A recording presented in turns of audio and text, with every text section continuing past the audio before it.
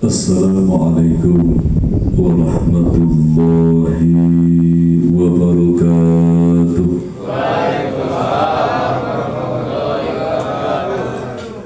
A'udzu billahi minasy syaithanir rajim. Bismillahirrahmanirrahim. Bismillahi ya Fattahul Alim. Bismillahi ya Fattahul Azim. Toha Rasulil Karim, Toha Rasulil Yatim. Alhamdulillah, asyhadu an la ilaha illallah wahdahu la syarika lah, al-malikul haqqul mubin. Wa asyhadu anna Muhammadan abduhu wa rasuluhu la nabiyya ba'da, shadiqul wa'dil amin. Allahumma salli wa sallim ala Sayyidina Muhammadin majra anwarika wa ma'adami asrarika wa ayna inayatika wa samsa hidayatik wa arsi mamlakatika wa nurikal hikmati safi kafha ya ain sawad birahmatika ya arhamar rahim.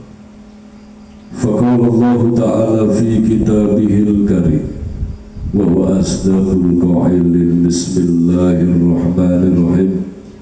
Subhanalladzi asra bi'abdihi laylan minal masjidil harami ilal masjidil aqsa alladzi barakna hawlahu linuriyahu min ayatina al-ayah. Yahdikumullah kalamullah la ilaha illallah Muhammad Rasulullah ya Sayyidil Barakah ya Imamil Karamah, amma ba'du. Hadratul muhtaramin, para alim, para ulama, para ustaz, para kiai, para pejuang-pejuang tauhid akhir zaman yang dirahmati dan dimuliakan Allah Subhanahu wa ta'ala, dan yang kami harapkan doa dan restunya semata-mata demi suksesnya perjuangan hidup dalam menggapai ridho Allah Subhanahu wa ta'ala. Rahimakumullah. Khususnya mari kita berdoa, mendoakan beliau, orang tua kita, guru kita, pembimbing dan pengasuh kita, beliau Al-Mukarram Bapak Kiai Joko Nur Ihsan beserta ibu, dan juga yang guru kita Syekh Maulana Kakang Gusti Yang Haji Muhammad Nur Ghazali Syekhul Islam, yang telah berpulang ke rahmatullah wa zahiran wa batinan. Semoga senantiasa dimakamkan di pangkuan sucinya Allah, dimuliakan, dibahagiakan, diberkahi keluarga beliau, putra putri beliau, keturunan beliau, sehingga sukses dalam meneruskan estafet perjuangan tauhid akhir zaman, disatukan murid dan jamaah beliau, dan digabungkan ruh rasa kita dengan biruhil kudus beliau di alam perjuangannya. Amin Allahumma amin. Al-Fatihah. Alhamdulillahi Bismillahirrahmanirrahim. Alhamdulillahi rabbil alamin arrahmanirrahim maliki yaumiddin. Iyyaka na'budu wa iyyaka nasta'in ihdinas siratal mustaqim siratal ladzina an'amta 'alaihim ghairil maghdubi 'alaihim waladdallin. Hadirin wal hadirat, kaum muslimin muslimat, saudara-saudaraku seiman seakidah yang yang dirahmati dan dimuliakan Allah Subhanahu wa ta'ala. Rahimakumullah. Pertama dan tentunya yang paling utama, kembali bersama-sama kita mengaturkan syukur tasyukur kehadiran Allah Subhanahu wa ta'ala, mengaturkan rasa terima kasih yang mendalam yang berawal daripada batiniah kita, mengoreksi ruh dan rasa kita Sudahkah sang ruh ini menyaksikan keagungan Allah? Sudahkah rasa kita merasakan belian kasih dan sayang Allah Subhanahu wa ta'ala? Inilah embrio daripada zikrullah. Inilah tunas daripada zikrullah, awal daripada zikrullah atau mengingat Allah Subhanahu wa ta'ala. Mengingat yang awal itu adalah awal kehidupan. Mengingat Allah itu diawali dari ruh dan rasanya, baru akliyahnya, baru sarafnya, baru ototnya, baru anggota tubuhnya, baru waktu dan pikirannya, baru harta dan bendanya, keluarganya, dan secara universal kehidupannya. Semua diawali daripada ruh dan rasa. Kalau ruh dan rasa ini gagal bukan kehadiran Allah atau dalam berzikir kepada Allah, apalagi pola pikirnya, apalagi perilakunya, apalagi anak dan istrinya, apalagi harta dan bendanya, tidak akan sampai kehadiran Allah Subhanahu wa ta'ala. Yang pertama, mengoreksi. Orang yang bersyukur itu orang yang bertazakur. Betul-betul wujud syukur ini adalah ingat kepada Allah secara hakiki. Maka sering kita sampaikan di awal pengajian, sudahkah ruh rasa kita ini tersambung kehadiran Allah Subhanahu wa ta'ala? Maka bagaimana ikhtiarnya? Kita sudah diajarkan dari guru kita, dari yang guru kita, sebelum berangkat sholatlah. Ini sudah berulang-ulang kali. Sholatlah 2 rakaat atau 4 rakaat. Setelah itu pasang iktikad.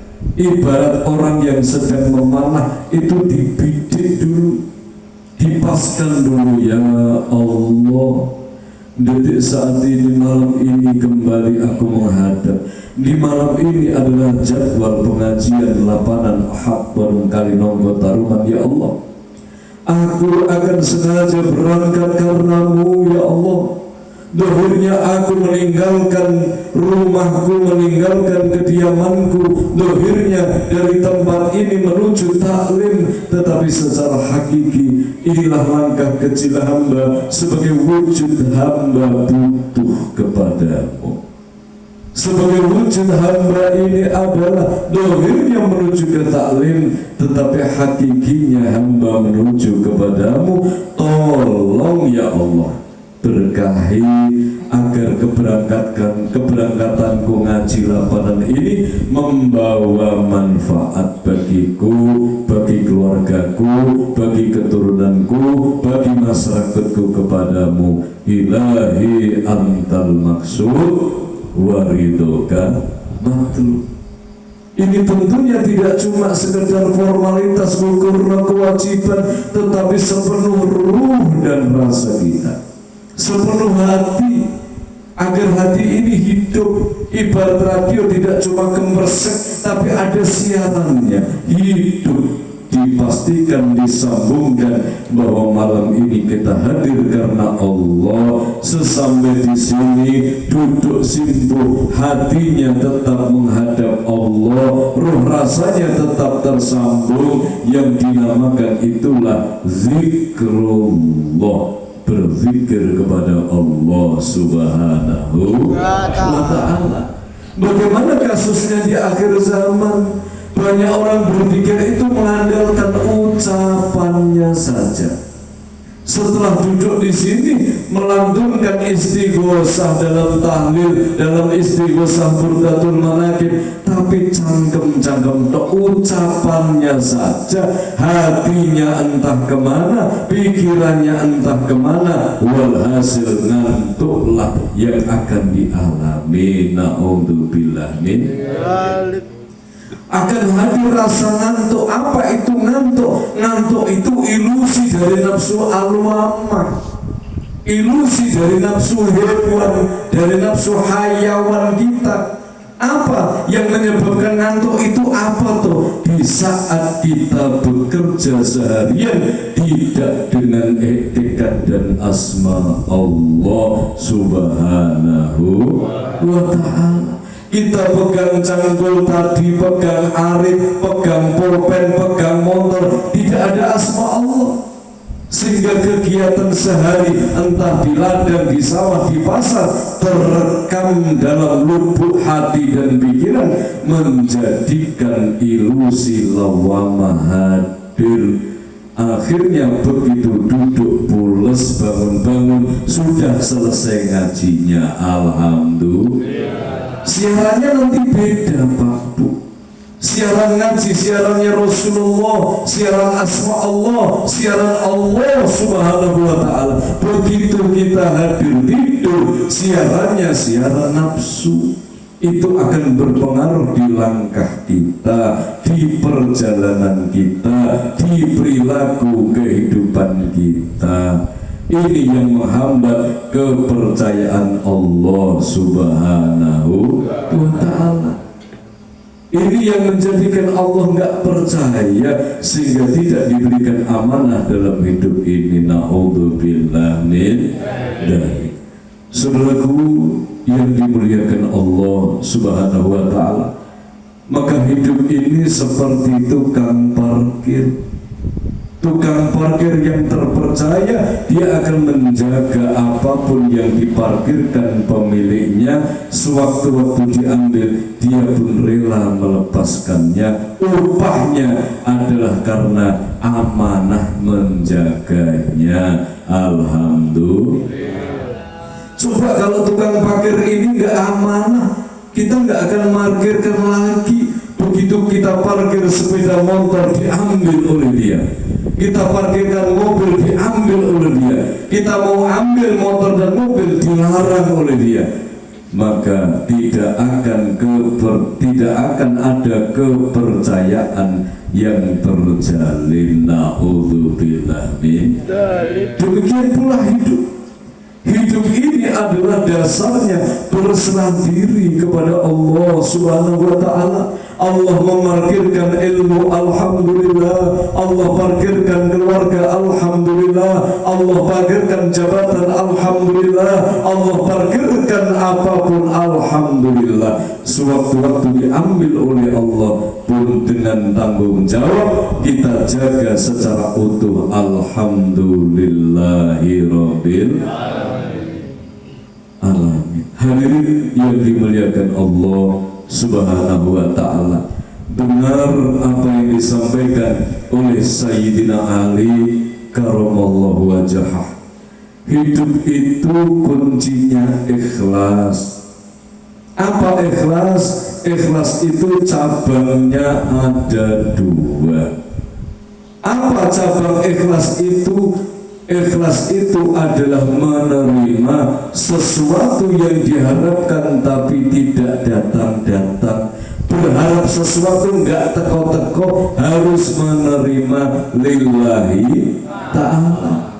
Cabang yang kedua, harus menerima sesuatu yang tidak diharapkan tapi dia datang. Orang diharap tapi teko, alhamdulillahirabbil alamin. Itu ikhlas.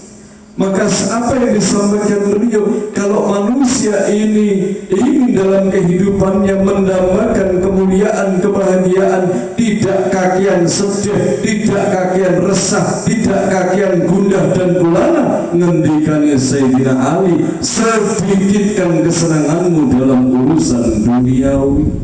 Semakin sedikit kamu senang dalam dunia, semakin sedikit pula rasa susahmu. Semakin hilang kesenangan duniamu, semakin akan hilang kesenangan duniawimu. Alhamdulillah. Lalu bagaimana dalam menghadapi dunia? Ikhlas. Ikhlas itu di atas senang, Ikhlas itu tidak sedih, tidak senang, lillahi rabbil alamin. Yakin kesedihan, kemurungan, kelemahan, kemalasan akan sirna dari diri kita, berganti hidup itu adalah penghambaan kepada Allah Subhanahu wa ta'ala. Maka di akhir zaman ini sudah bergeser Pak Bu. Geserannya nggak main-main, sedikit demi sedikit, tapi semakin jauh nggak terasa. Ini sudah sering kita bahas, salah kaprah bener orang lumrah. Inilah zaman akhir tahun 2026. Manusia bergeser semakin jauh dari tatanan kehidupan yang benar. Na'udzubillah min dzalik. Maka di saat makan, apakah niat kita makan dan minum sekarang sudah tidak diperdulikan?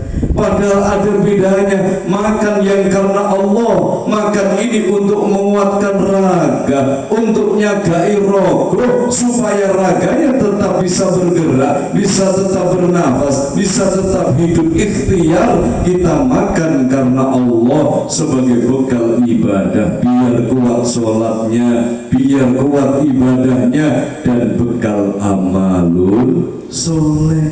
Maka nasi, lauk, sayur, air yang masuk di dalam kerongkongan ini akan membawa berkahnya Allah, ini akan membawa kekuatannya Allah, ini akan membawa pertolongan Allah, menjadikan dia kuat dalam ibadah dan amal solehnya, sebab makannya karena Allah Subhanahu wa ta'ala. Berbeda dengan manusia generasi sekarang, makan itu yang mendorong bukan lagi demi Allah, makan itu yang mendorong kesenangan. Kalau senang dimakan, kalau enggak dimakan. Na'udzubillah min. Ini secara umum seperti ini. Padahal zaman para wali, para anbiya dulu, para sahabat, para soleh, ini sangat janggal. Tapi sekarang sudah umum, orang makan itu karena nafsu, karena kepengen makan A, kepengen makan B, kepengen makan C, bukan menerima apa yang dihadirkan Allah Subhanahu wa ta'ala. Seandainya makan sesuatu, itu pun tidak lepas karena Allah Subhanahu wa ta'ala. Karena di hadapan Allah dan malaikatnya itu beda Pak. Yang dilihat itu hati manusia, yang dilihat Allah bukan pakaianmu, bukan ilmumu, hatimu yang dilihat oleh Allah Subhanahu wa ta'ala. Kalau di saat kita makan minum ini karena nafsu kita, pantas dan layak akan menimbulkan kelemahan, kemalasan, kemerosotan di dalam ibadah dan amal soleh, karena sudah tidak lillahi ta'ala. Pantas di saat kita ngaji hawanya ngantuk, hawanya berat, karena tidak diniati lillahi ta'ala. Yang penting berangkat tanpa niat, tanpa iktikad, tidak permisi, tidak mohon agar dibukakan pintu hikmahnya Allah. Akhirnya di dalam taklim rasanya berat. Na'udzubillah min. Coba sebelum berangkat kita pasang iktikad dulu. Sebelum bekerja pasang iktikad dulu. Sebelum menasihati anak-anak kita pasang iktikad dulu. Sebelum kita keluar rumah pasang iktikad dulu. Yakin hidup kita akan dibimbing oleh Allah, sebab kita melibatkan Allah Subhanahu wa ta'ala. Karena tidak melibatkan Allah, manusia menjadi brutal. Karena tidak melibatkan Allah, akal ini akan menjadi nakal. Karena tidak melibatkan Allah, maka kotoran-kotoran ini akan hinggap di dalam batin kita, yang menjadikan penyakit-penyakit hati tumbuh subur. Na'udzubillah min dzalik. Inilah karena kita jauh dari Allah, menjadikan kegelapan dalam hati manusia. Maka mari kita aturkan syukur kita kepada Allah Subhanahu wa ta'ala dari hati yang paling dalam, dan kita ucapkan bersama biqaulina alhamdulillahirabbil. Salawat beserta salam kembali mari kita sanjungkan kehadiran baginda Rasul Muhammad sallallahu alaihi wasallam. Kita kembalikan fungsi awal salawat, kita kembalikan redaksi awal turunnya salawat dan salam, yaitu adalah kembali kepada kebersihan hati. Salawat ucapan sallallahu alaihi Muhammad, salawat batiniyah itu mempersembahkan hati yang bersih. Sebagai umat Rasul yang telah diberikan contoh A sampai Z, sebagai umat Rasul yang telah didoakan baginda Rasul siang malam, sebagai umat Rasul yang telah dibekali Quran dan hadis, Quran dan sunnah, maka layak dan pantas yang kita persembahkan adalah hati yang qalbun salim, hati yang bersih, hati yang lepas iri dengki, hati yang tidak sombong, hati yang dermawan, hati yang belas asih, hati yang berbaik sangka, hati yang menyejukkan manusia lain dan semesta, serta salam keselamatan dalam menjalani hidup, keselamatan dalam hati, pikiran, perbuatan. Amin Allahumma amin. Inilah salawat. Kenapa sering diucapkan sampai ribuan kali agar bangkit? Begitu kita wirid sallallahu alaihi Muhammad 3333 kali agar bangkit semangatnya, bangkit ikhlasnya, bangkit perjuangannya, agar sirna hubbud dunya dalam jiwanya. Kembali innamal a'malu binniyah wa innamal likulli imri'in ma nawa. Manusia itu tergantung niatnya. Dari bangun tidur coba kita koreksi, kita ini dihidupkan Allah Pak Bu, kita diberikan nafas oleh Allah, diberikan detak jantung, diberikan harta, diberikan ilmu, diberikan keluarga. Untuk apa? Ada tujuan dari Allah Subhanahu wa ta'ala. Bismillahirrahmanirrahim.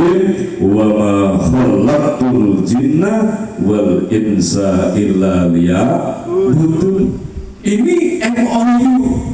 Kita hidup ini untuk mengabdi kepada Allah Subhanahu wa ta'ala, bukan untuk menuruti nafsu kita, bukan untuk menuruti amarahnya, menuruti sufiahnya, menuruti lawamahnya, tapi diajak nafsu ini mengabdi totalitas kepada Allah Subhanahu wa ta'ala. Maka koreksilah diri kita, mohon petunjuk kepada Allah agar kita dibimbing setiap saat dan detiknya, sehingga hidup tidak sasar susur, hidupnya beruntung, hidupnya barokah, sebab hidupnya sesuai dengan angannya Rasul, sesuai dengan cita-cita guru, sesuai dengan apa yang diangankan yang guru kita, menjadi pribadi yang muttaqin, menghamba kepada Allah dan membawa manfaat bagi semua. Amin Allahumma amin. Saudaraku yang dimuliakan Allah, semoga kita betul-betul mampu mempersembahkan salawat salam yang nyata dalam kehidupan, yang meriwayat dalam kehidupan, bukan hanya sekedar ucapan, tapi betul-betul ada isi dan wujudnya. Amin Allahumma amin. Hadirin wal hadirat kaum muslimin muslimat rahimakumullah, kembali di malam ini kita dihimpun oleh Allah di dalam bulan yang mulia, yaitu Syahrullah, bulan Rajab, bulan yang dimuliakan Allah Subhanahu.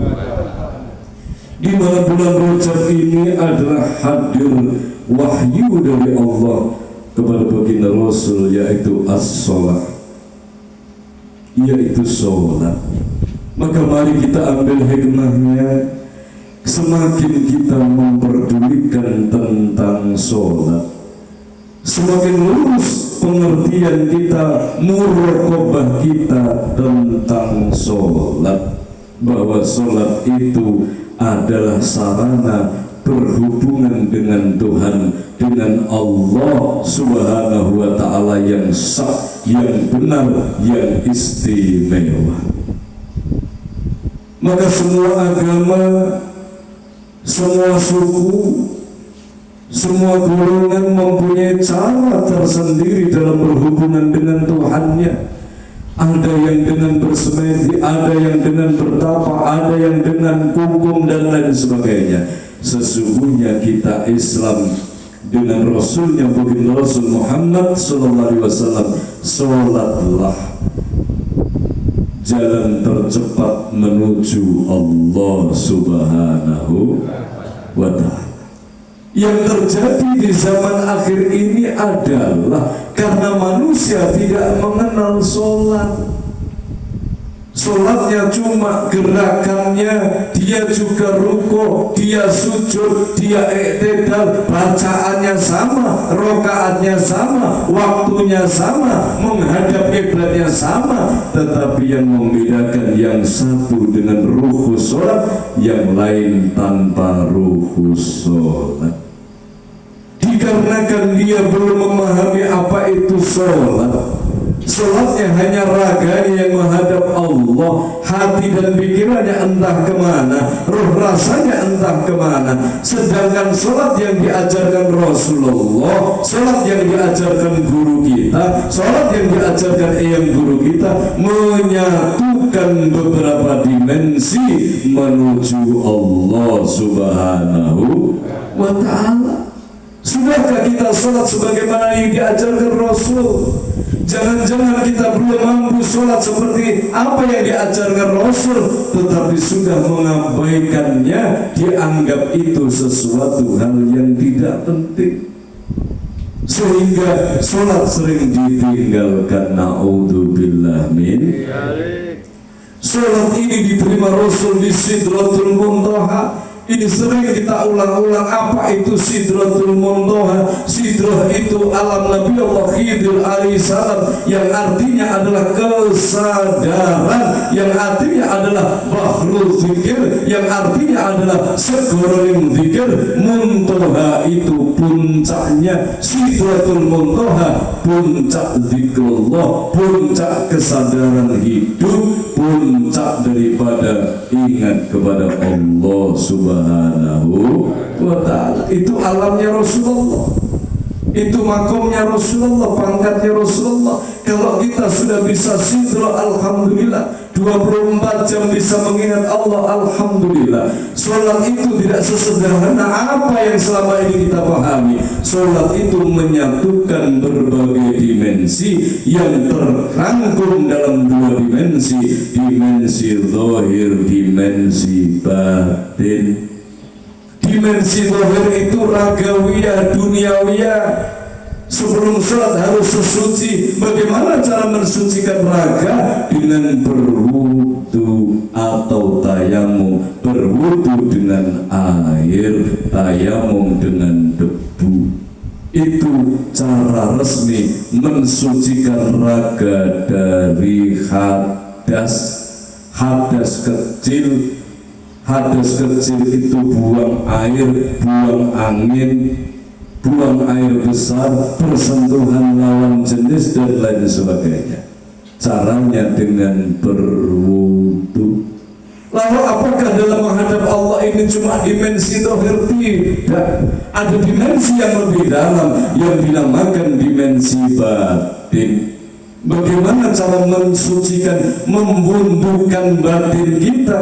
Kalau air wudhu yang kita jalankan itu untuk mensucikan hadas badan kita, untuk mensucikan hadas batin kita, hadas hati kita, dengan memohon ampun kepada Allah Subhanahu wa ta'ala, dengan berserah diri, ya Allah, dengan berserah diri kepada Allah Subhanahu wa ta'ala. Saudaraku yang dimuliakan Allah, maka jasad kita sucikan, batin kita sucikan. Jasadnya dengan wudhu, ada wudhu kulit, daging, getih, otot, balung, sumsum. Pastikan yang masuk dalam mulut ini adalah yang halal, yang diminum adalah yang halal. Pastikan jasad ini tidak dipakai ada jejak rekam dalam kemaksiatan. Tangannya ini pernah berbuat salah, kakinya pernah keliru melangkah, pikirannya dan lain sebagainya, sucikan dengan taubatan nasuha, mohon ampun kepada Allah Subhanahu. Setelah raga ini bersih Pak, setelah jasad ini bersih, kalau dalam zikir ini istighosah, dalam pelajaran orang Thariqah namanya adalah zikir jahar, zikir yang disuarakan. Ini untuk membersihkan jasad kita, mensucikan aliran darah, mensucikan di dalam wulu kulit, daging, getih, otot, balung, sumsum yang disampaikan Kanjeng Sunan Kalijogo. Itulah bumi sapi itu yang harus dibersihkan agar bumi ini bersih atau menjadi tanah suci, tanahnya bersih. Apa tanah suci? Pastikan jasad ini tidak melanggar aturan Allah Subhanahu wa ta'ala. Itu sidro yang pertama. Lalu sidro yang kedua, tataran yang kedua itu apa? Sholat itu adalah menyatukan setelah raga ini bersih, satukan langit yang kedua. Pikiran kita pun harus bersih. Pikiran ini tidak boleh nakal, pikiran ini tidak boleh brutal. Maka sahadatkan Pak, pelajaran dari Bapak Kiai Joko dan Ihsan, sahadatkan pikiranmu. Asyhadu an la ilaha illallah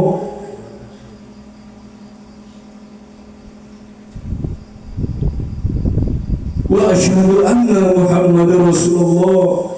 Ya Allah, aku Fulan bin Fulan mensahadatkan pikiranku. Pikiranku bersaksi, ya Allah, tidak ada Tuhan kecuali hanya Engkau. Dan pikiranku bersaksi bahwa baginda Rasul Muhammad adalah utusanmu. Ya Allah, akan aku gunakan pikiran ini untuk ibadah dan amal soleh. Berkahi, pancari dengan nurmu ya Allah, agar terang pikiran ini dalam melangkah. Amin Allahumma amin. Disahadatkan. Kemudian setelah pikiran bersih, kita akan naik lagi ke langit yang ketiga, yaitu dinamakan nafsu. Sahadatkan nafsumu ya Allah. Amarahku bersahadat, sufiahku bersahadat, lawamahku bersahadat, mutmainah bersahadat. Dengan kita ikrarkan di baiat, wahai nafsuku, jangan engkau menghalangi aku dalam menggapai ridha Tuhanku. Wahai nafsuku, aku ajak engkau untuk mengabdi kepada Tuhanku. La ilaha illallah Muhammadur Rasulullah. Sehingga amarahnya tunduk terkendali, sufiahnya tunduk terkendali, lawamahnya tunduk terkendali, mutmainahnya makom semata-mata lillah. Baru dia akan mempunyai hak untuk naik langit yang keempat, yaitu ruhaniyahnya. Ruhnya harus suci. Apa ruhnya? Setiap saat ngawarui, yang disaksikan adalah Tuhannya, maka sampai bergelar ruhullah, ruh menyaksikan Allah Subhanahu wa ta'ala. Dia beribadah bukan karena mengharap surga, bukan karena takut neraka, tapi karenamu ya Allah. Aku beribadah bukan karena supaya aku ingin menjadi wali, menjadi soleh, menjadi orang yang dekat denganmu, semata-mata karenamu. Bukan supaya wali agar disanjung, wali agar dijunjung, tapi ikhlas karena Allah Subhanahu. Sudahkah di siang hari Pak, di saat menjelang duhur badan letih ini, kita masih mampu menyaksikan bahwa semua ini adalah Tuhannya Allah, semua ini adalah dari Allah? Mampukah kita menyaksikan afnalnya Tuhan dalam kehidupan di saat kita ulur capek? Mampukah tetap menyaksikan adanya Tuhan di saat kita menerima beban masalah? Mampukah menyaksikan bahwa penolongnya itu Allah di saat kita sakit? Mampukah kita berkeyakinan yang menolong menyembuhkan adalah Allah Subhanahu? Yang terjadi di saat kita pedang cangkul, yang kita saksikan sudah tidak lagi Allah, Di saat kita melihat tanaman kita yang disaksikan bukan lagi Allah, di saat kita menerima panen sudah hilang kesaksiannya kepada Allah, yang disaksikan hasil dari panennya dijadikan sombong dalam perilaku dan langkahnya. Bukan semakin tunduk merunduk, semakin lembut hatinya, semakin lembut batinnya di hadipan Allah Subhanahu wa ta'ala. Maka rohnya bersih. Inilah orang yang bergelar Ruhullah. Nabinya adalah Nabi Allah, Nabi Isa yang bergelar Ruhullah. Maka di langit yang keempat baginda Rasul bertemu dengan Nabi Isa alaihi salam. Maka kembali setelah rohnya bersih, maka Rasulullah naik langit yang kelima. Apa langit yang kelima? Itu frekuensi rasa. Apakah rasa kita ini dipenuhi welas asih? Apakah rasa kita ini penuh dengan kasih sayang yang dicontohkan oleh Rasul? Apakah rasa kita itu betul-betul merasakan bahwa kita ini dalam belian kasih sayang Allah di alam rohimnya Allah Subhanahu wa ta'ala?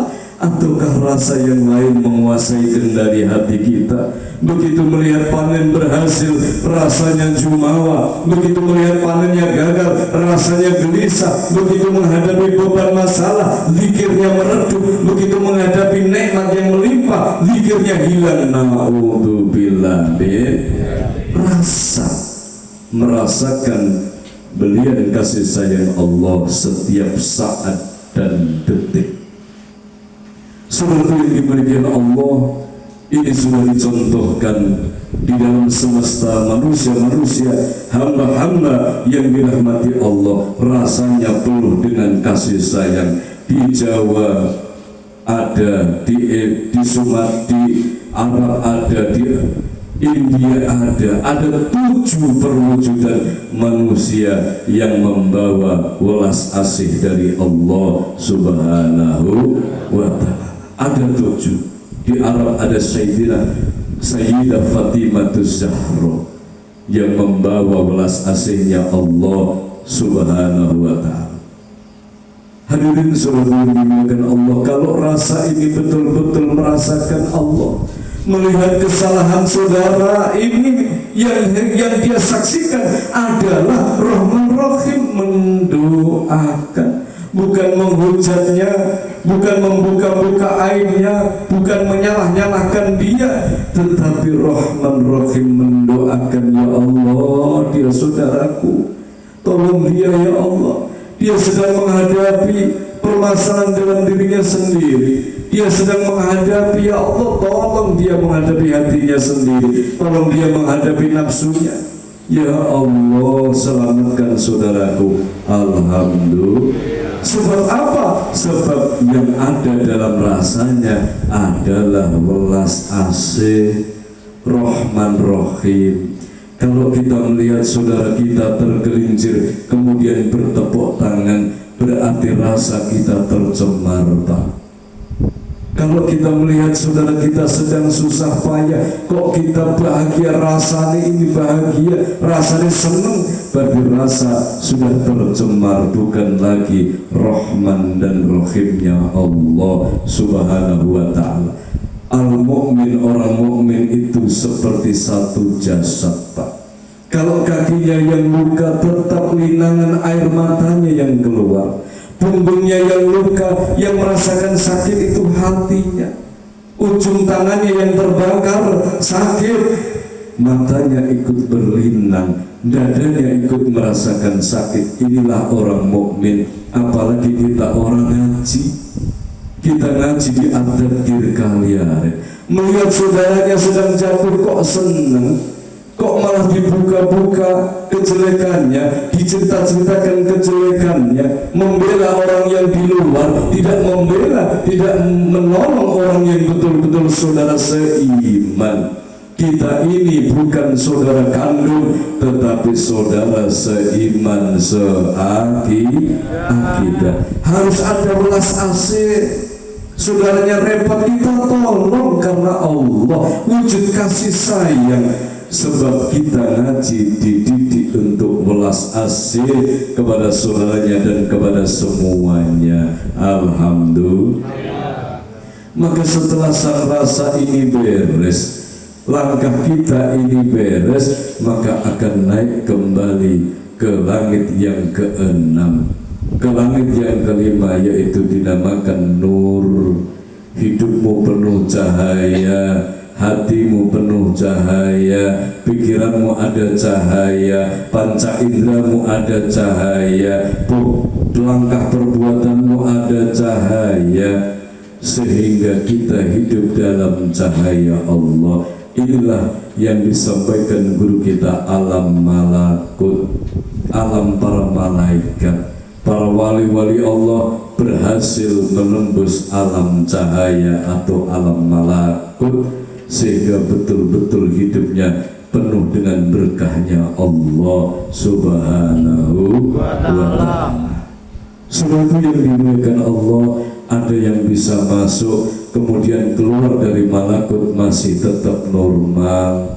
Ada yang masuk keluar malakut tidak bisa bicara. Ada yang cuma ngintip keluar dari malakut kembali ke alam bumi, dia orang cacat, menjadi cacat, menjadi lumpuh dan lain sebagainya. Sangat langka orang yang masuk ke alam malakut keluar masih tetap manusia, seperti guru kita dan eyang guru kita. Alhamdulillah.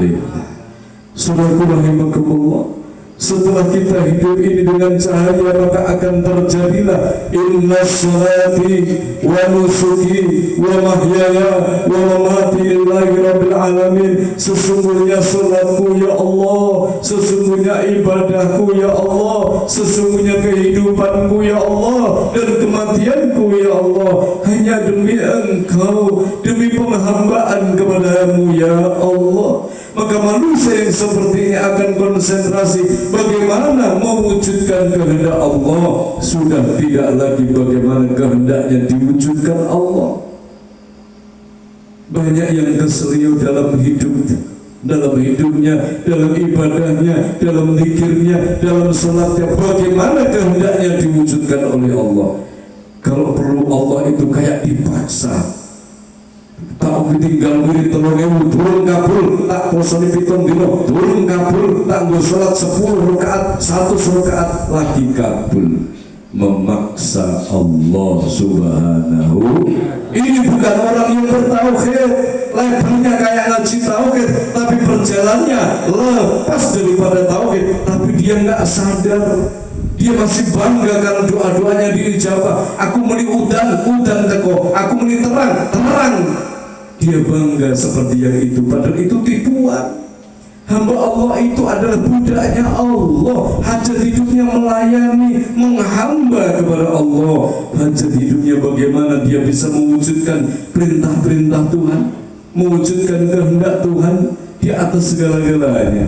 Bukan Tuhan mewujudkan kehendaknya, tapi bagaimana kita bisa mewujudkan kehendak Allah Subhanahu wa ta'ala. Hadirin saudaraku rahimakumullah, sehingga ia akan hidup dalam kerajaan Tuhan. Apa yang dibutuhkan ada dalam kerajaan Tuhan itu. Dia di alam rohimnya Allah, apa saja yang dibutuhkan di situ sudah ada, sebab dicukupi oleh Allah. Hasbi Allah ni'mal wakil, ni'mal maula wa ni'man nasir. Sudah tidak butuh apa-apa sebab dicukupi oleh Allah Subhanahu wa ta'ala. Alhamdulillahirabbil alamin. Maka akan naik kembali setelah portal yang ke-6 menuju portal yang ke-7. Nabi Allah Muhammad bertemu dengan Nabi Ibrahim. Nabi Ibrahim bergelar Abu Tauhid. Maka disinilah ketauhidan yang hakiki. Betul-betul ini wajahtu wajahiyah lillazi fataras samawati wal ard. Betul-betul yang kita hadap hanyalah Allah. Di pagi, siang, sore, malam, setiap saat, setiap detik bermesraan dengan Tuhan. Karena kemanapun memandang yang ada hanya Allah Subhanahu. ma fil jubbati illallah, tidak ada dalam jubahku ini kecuali hanya Allah, sehingga menjadikan beliau Syekh Mansur Al-Halad dipenggal kepalanya karena kata-kata itu. Menjadikan Syekh Siti Jenar juga mendapatkan hukuman karena kata-kata itu, kata-kata seorang hamba yang taghayyur, yang ada hanya Tuhan, yang lain tidak ada. Itulah makom langit yang ketujuh yang mampu diakses. Amin Allahumma amin. Maka Rasulullah tidak cuma langit ketujuh naik lagi, yaitu Sidratul Muntaha. Apa sidro? Kesadaran yang puncak. Sudah tidak lagi menerima cahaya dari matahari, sudah tidak lagi merasakan hangatnya matahari, vitaminnya matahari, terangnya matahari, tetapi dia sudah menjadi bagian dari percikan cahaya matahari. Inilah sulung lebu geni, inilah sunyoruri. Amin Allahumma. Sholat diterima Rasul di 7 tingkat langit sampai ke Sidratul Muntaha. Begitu istimewa, diterima oleh kita asal-asalan, abal-abalan, sakarepe dhewe. Sholat dijadikan sesuatu hal yang remeh-temeh. Naudzubillah min. Seandainya kita bisa sholat sebagaimana yang diajarkan Rasul, menyatukan 7 bumi, mulut, kulit, daging, detik, otot, balung, sumsum, disatukan dengan 7 langit, bersih menyatu, yakin hidup kita akan betul-betul dalam rengkuhan Allah Subhanahu. Sayangnya yang sholat cuma jasadnya, yang sholat cuma tangan kakinya, yang sholat cuma mulutnya yang komat kamit, pikirannya entah kemana, hatinya entah kemana, ruhnya bergentayangan, rasanya bercerai-berai. Di dalam sholat ingat angsuran, di dalam sholat ingat arisan, di dalam sholat ingat panenan, di dalam sholat selalu mengingat selain Allah. Na'udzubillah min dari. Saudaraku seiman seakidah yang dimuliakan Allah, inilah pendidikan dalam majelis taklim at-tadkir kalian yang dibawa oleh beliau yang guru kita Syekh Maulana Kakang Gusti Yang Haji Muhammad Nur Ghazali, yang diteruskan diterima guru kita Al-Mukarram Bapak Kiai Joko Ihsan, yaitu bagaimana hidup ini mampu menghamba kepada Allah Subhanahu wa ta'ala. Karena kita ini dari Allah, kita harus mampu kembali kepada Allah Subhanahu wa ta'ala. Banyak perilaku kita entah sadar atau tidak membuahkan dosa, menjadikan hijab. Inilah yang menghadirkan karma dalam kehidupannya. Maka ada hukuman, ada peringatan, ada ujian. Hukuman itu karena kesalahan kita baik lahir maupun batin, peringatan itu karena kelalaian kita, ujian adalah sebagai syarat meningkatnya derajat kita. Alhamdulillah. Maka orang hidup itu harus menemukan realnya. Seperti kereta api, Pak. Kereta api itu harus menemukan relnya agar dia bisa berjalan kembali kepada asalnya. Itu harus menemukan relnya. Bisa dibayangkan bagaimana kereta api tanpa rel, belum menemukan rel. Kereta api gentayangan di jalan raya, kereta api gentayangan dalam hutan belantara, kereta api di tepi pantai, nggak ada relnya. Ini kereta api yang malang. Yakin dia tidak bisa kembali ke stasiun, kembali ke asalnya, sebab tidak ada rel di bawahnya. Naudzubillah min. Demikian juga orang hidup, Pak. Pertama kali yang harus ketemu itu rel kehidupan kita dulu. Arah hidup ini mau kemana? Ini yang pertama, nomor wahid yang harus diperjuangkan. Seorang bapak, orang tua kalau sayang pada anaknya adalah ya bunayya ma ta'buduna min ba'di la tusyrik billah. Wahai anakku sayang, jangan menyekutukan Allah. Apa yang kamu sembah setelah bapak ini mati, nak? Ini sampai diabadikan dalam Al-Quran. Bukan apa yang kau makan setelah bapak mati, bukan. Apa yang kamu kerjakan setelah bapak mati, bukan. Yang dicatat Al-Quran yang paling tinggi derajatnya, apa yang akan kamu sembah. Ini pesan tauhid. Kalau kita sayang kepada anak-anak kita, pastikan anak ini mengenal Tuhan yang benar, mampu menyembahnya, bagaimana cara menujunya, bagaimana cara menyembahnya, agar anak kita tidak tersesat, hidup berbekal real kehidupan yang benar. Amin Allahumma. Tetapi di akhir zaman kembali, Pak, salah kaprah bener lalu lumrah. Ini sudah tidak dipikirkan. Yang penting raganya gemuk, yang penting penghasilannya ada, yang penting pekerjaannya ada. Masa dia menyembah siapa? Tidak peduli. Na'udzubillah dari. Maka pendidikan di majelis taklim itu membentuk tauhid.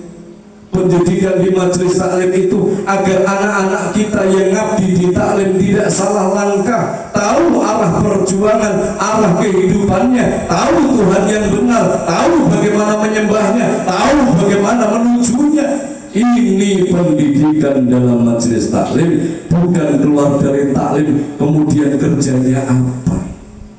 Bukan keluar dari taklim itu berkahnya wujudnya terus menjadi orang yang banyak hartanya.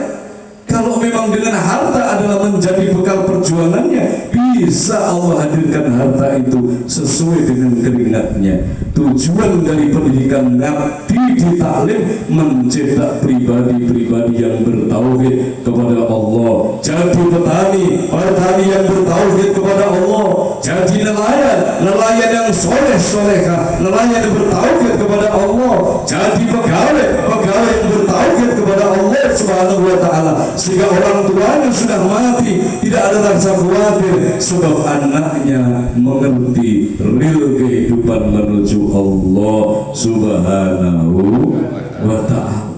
Ini zaman yang sudah disampaikan guru kita, ini zaman yang sudah diwasiatkan yang guru kita, bahwa manusia akan rame-rame hubbud dunya. Pegawai negeri hubbud dunya, petani hubbud dunya, pedagang hubbud dunya, nelayan hubbud dunya, kiai juga rame-rame hubbud dunya, mencari dunia. Semua diukur dengan harta. Kalau dia berbekal harta yang melimpah, omongannya salah pun akan menjadi benar. Kalau dia harta melimpah ruah, dia tidak menjadi bagian perjuangan Rasul di semesta, orang akan menyanjungnya. Tetapi jikalau dia tidak punya harta walaupun hatinya bersih, dia akan dicampakkan dalam masyarakatnya. Dia akan menjadi buli-bulian dalam lingkungannya. Sedangkan hatinya bersih, jiwanya bersih, yang mampu naik dalam langit-langit yang sangat ditentukan, sangat tinggi oleh Allah, tetapi tidak diperdulikan dalam masyarakatnya. Inilah zaman akhir. Yang dilihat apanya, bajunya rego piro, yang dilihat apanya, tumpahannya opo. Maka kalau betul-betul hartanya melimpah, suaranya yang seperti comberan, seperti busuk batang menjadi harum. Tapi orang yang tidak punya harta, suara yang langit, suara harum seperti dianggap batang. Na'udzubillah min. Ini wal-walin zaman. Salah kaprah, benar orang lumrah. Tinggal kita mau kemana dalam menjalani hidup ini. Maka Allah akan hadirkan yang namanya azabul hari, azabul ta'ifah, di mana manusia hartanya melimpah tetapi tidak menuju kepada Tuhan, real kehidupan tidak ditemukan, dia akan lontang-lantung seperti kereta api yang tidak ada realnya. Kereta apinya besar, kereta apinya ber-AC tapi nggak punya rel, maka fungsinya sudah tidak lagi kereta api yang mengangkut penumpang menuju tujuan, tapi untuk pantes-pantesan. Na'udzubillah min. Ini yang akan terjadi. Banyak manusia seperti kereta api itu, Dia hanya menemukan cara bagaimana memperoleh harta benda, seakan-akan sudah sampai tujuannya. Disombongkan, menghina kepada yang tidak punya. Na'udzubillah min. Satu yang dilupakan manusia akhir zaman, orang yang hidupnya sederhana, hatinya dekat dengan Allah Subhanahu wa ta'ala. Suara hatinya didengarkan Tuhan, suara hatinya didengarkan Allah Subhanahu wa ta'ala. Maka tatkala dihina Allah yang tidak rela, karena manusia ini ciptaan Allah, maka jangan pernah menghina yang lain. Hormati walau rumahnya itu dari bambu, hargailah walau atapnya dari alang-alang. Semua makhluknya Allah Subhanahu wa ta'ala. Maka sangat memprihatinkan tatkala kita siang malam ngajinya tauhid, tapi yang dipakai tata cara yang bukan bertauhid. Ngajinya tauhid, lantunan istighosahnya asma Allah, tapi dengan saudaranya benci, tapi dengan yang lain benci, membenci, mengadu domba. Na'udzubillah min. Mari kita sadar sesadar-sadarnya bahwa kita bertauhid kepada Allah Subhanahu wa ta'ala. Jangan kita benci kepada yang lain, jangan buruk sangka. Nggak tahu apa masalahnya sudah buruk sangka, sudah memfitnah, sudah menjelekkan, padahal kesalahannya di dirinya sendiri. Dia yang salah, tetapi mencari kambing hitam, mencari kesalahan ke orang lain. Setelah dia itu bersujud, maka dia akan sadar. Setelah dia bertakbir berserah diri, maka hijab batinnya akan dibuka Allah. Oh, ternyata yang salah aku sendiri. Alhamdulillah. Inilah yang harus dilakukan keluarga besar At-Tadkir Kaliaren. Kita semua saudara, kita bukan musuh. Salinglah kasih sayang. Kalau ada masalah, dirembuk dengan Rahman Rahim, bukan dengan emosi, bukan serang-serangan, tapi saling memaafkan, mengasihi, menyayangi. Yakin hidupmu akan bahagia, akan tentram, sebab mendapatkan rahmat Allah Subhanahu wa ta'ala. Amin Allahumma amin. Al-Fatihah.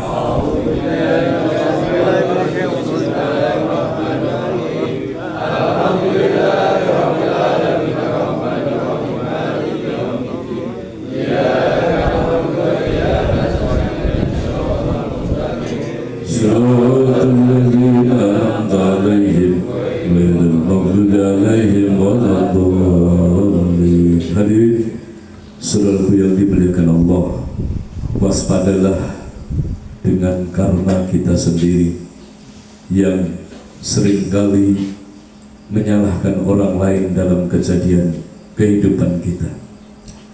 Apa yang kita terima terkadang karena karma kesalahan kita yang tidak terdeteksi. Maka jangan terburu-buru menyalahkan yang lain, jangan terbiasa menyalahkan yang lain.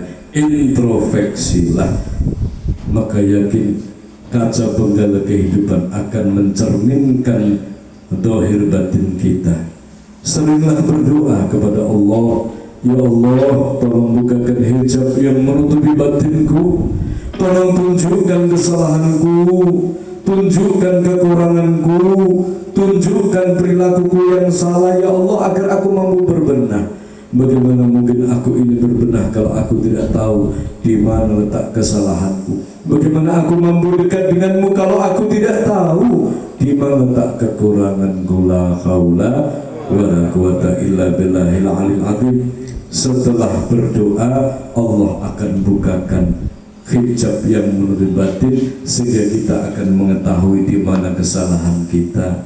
Bisa lewat mulut istri, bisa lewat nasihat suami, bisa lewat orang tua, mertua, bahkan bisa lewat suara angin. Kita akan tahu kita ini salah, sebab diberitahu oleh Allah Subhanahu wa ta'ala. Inilah orang-orang yang muttaqin hakiki, senantiasa mengoreksi dirinya, senantiasa mengoreksi pribadinya, takut mengoreksi orang lain, takut menyalahkan orang lain.